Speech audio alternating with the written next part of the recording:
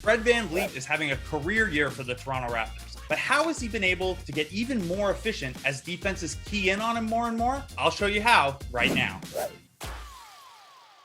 Hey, what's up? I'm Blake Murphy, and this is the Fast Breakdown. Over the last 4 seasons, Fred VanVleet has grown into a very useful offensive player. First as a key piece of a bench unit, and later as a starter alongside Kyle Lowry. This year, he's become a nightly threat for 20 points, or 10 assists, or both. He's an elite three-point shooter, and takes nearly half of his shots from beyond the arc. Despite all of that, historically, his true shooting percentage has hovered below league average. So what was it that was holding VanVleet back from adding efficiency as his volume increased? Fred's historic flaw. That something was finishing at the rim. Over the last 4 seasons, he's shot 53.1% on shots within 3 feet of the rim. 53% might not sound like a bad field goal percentage, but in that close, it ranks the 4th worst in the entire NBA during that time among players who took at least 200 attempts at the rim. According to cleaningtheglass.com, VanVleet has been in the 20th percentile or lower among guards in terms of finishing at the rim the last 4 years. This is a pretty glaring limitation for an otherwise above average scorer. Think about how you'd play VanVleet if you're a defender. In the pick and roll, normally you have to worry about the threat of a pull-up shot, the threat of a drive, the threat of a pocket pass to a big man, or if the drive begins, the threat of a lob to a big man. If a player isn't a threat to finish and doesn't use the mid-range game, the decision-making gets a lot easier for defenses. You can leave VanVleet in front of you and keep your big close to the opposing big to prevent the lob threat. With a broader offensive profile, one hand washes the other. As we'll see, as VanVleet has added more mid-range shots to his game, that's opened up some of his finishing. Because he's already a high-level three-point shooter, the passing becomes easier now that VanVleet's also adding the mid-range threat and finishing a little better at the rim. So what's changed?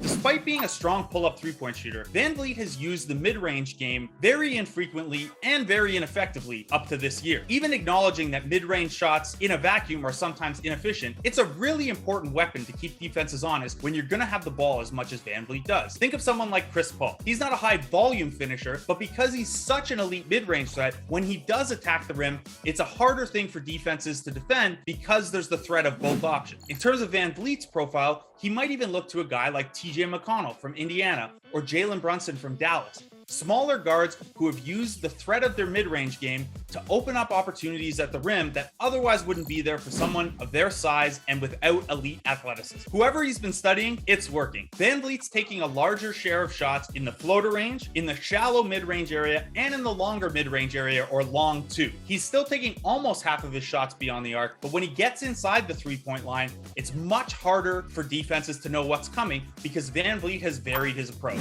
VanVleet's improved pick and roll play. VanVleet is doing a great job using the threat of this newer, higher volume pull-up game to expand his pick and roll play. After hitting just 53% of his shots within 3 feet the last 4 seasons, VanVleet's up to 64.3% in that area this year, a slightly above average mark for a point guard. So VanVleet's gone from being the 4th worst player in the entire NBA finishing on those shots to slightly above average for his position. You can see what a huge jump that is, not only in his percentages, but in how his playmaking has evolved in the pick and roll. Against Indiana, VanVleet took the defense apart in a way that highlights that growth. In the first quarter, he carves up his man to get into the mid-range package instead of attacking Miles Turner, who's dropped back into the paint. From there, he gets to the rim building off of that initial possession. He rejects a screen to exploit the lack of help on the strong side, then goes the other way on a screen later, splitting the help and recovery for a nice finish. Once the Pacers tweak their coverage more aggressively and have Domantas Sabonis switch onto VanVleet, he does a great job keeping Sabonis behind him and protecting the ball for another great finish. More variety and a lot more craft. There's more going on here than just the shot mix for VanVleet. He's also dramatically expanded his finishing package, even increasing the rate at which he converts and one opportunities. As you watch some of these highlights, there's remarkable creativity here. It's a guy who spent 6 years in the NBA, 4 years in college before that, and most of his life being an undersized guy. You have to pick up tricks along the way to get your shot off and finish against length. The growth VanVleet's shown this year has been more about optimizing his existing skill package rather than reinventing who he is as a player.